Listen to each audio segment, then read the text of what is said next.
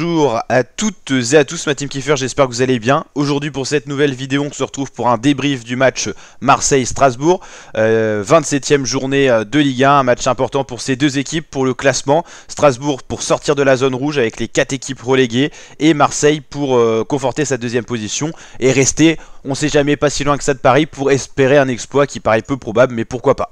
Première période, elle a été totalement strasbourgeoise, une domination au niveau des tirs et tout ça du côté strasbourgeois. Un manque de réalisme par contre, ils n'ont pas réussi à mettre un but au fond alors qu'ils ont dominé toute une période, 45 minutes.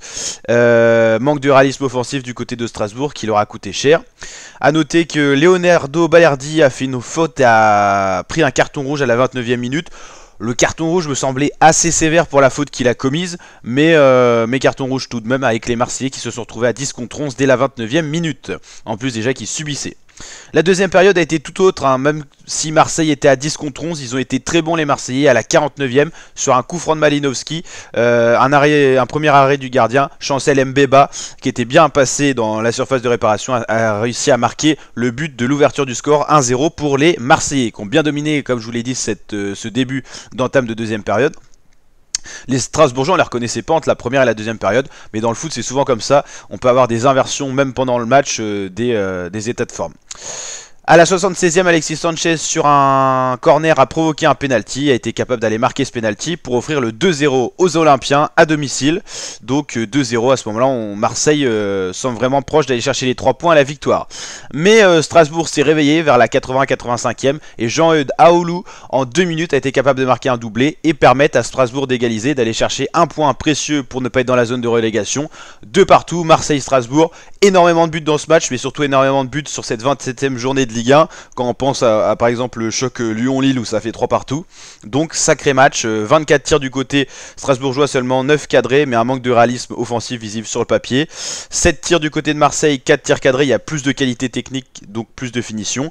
La possession était strasbourgeoise, mais une possession un peu stérile on va dire, parce qu'il n'y a pas eu, on va dire, tant d'occasions réelles que ça. 15 fautes du côté strasbourgeois, c'est beaucoup, 4 cartons jaunes et un carton rouge du côté de Marseille, c'est à signaler. Marseille qui se retrouve à 10 points du Paris Saint-Germain, ça va être compliqué d'aller chercher cette première place, mais surtout avec ce match nul, ils sont plus à l'abri d'un retour de Lens qui est seulement à 2 points, alors que Marseille aurait pu être à 58 points ce soir, et donc être à l'abri de 4 points sur Lens, le 3e. Place précieuse, la deuxième place c'est la place pour être qualifié directement pour la Ligue des Champions. Lens, eux, vers cette 3e place, ils se dirigent vers les barrages de la Ligue des Champions, c'est tout autre, en cas d'échec dans ces barrages, ils se retrouveront en Europa League avec Monaco, et Rennes, pour l'instant, c'est la Conference League.